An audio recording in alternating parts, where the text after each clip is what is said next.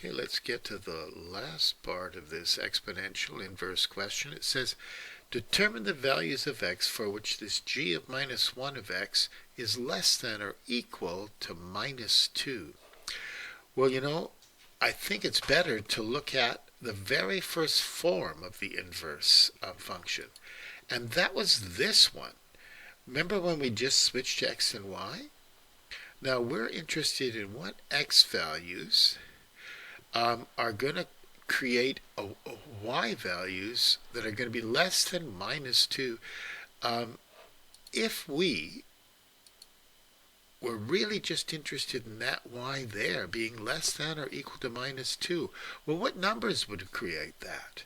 If we put a minus 2 in there, let's take the number that would make it minus 2, equal to minus 2. Well, that's pretty easy to solve. What number would make that happen? 1/3 to the minus 2, oh, that would be x is 9.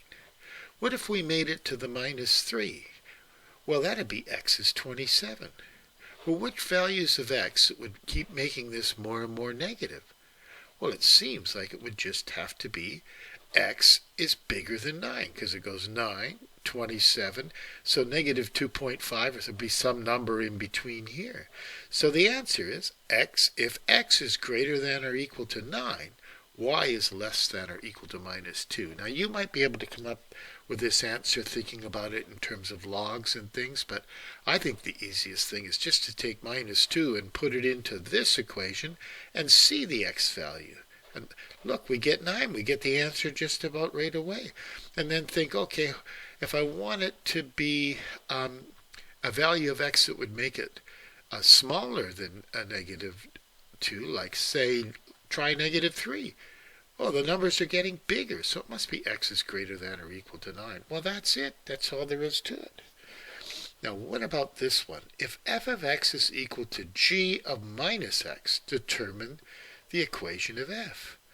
Well, all we have to do is take g and g was 1/3 over x, just make it minus x. Put minus x in for x. Well, there's your answer. That's it. So it's 1/3 to the minus 1.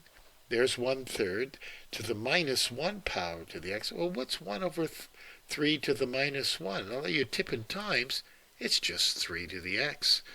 So the equation of f of x in its simplest form is just 3 to the x. That's it. If they say g of something, just take that something and put it in for x.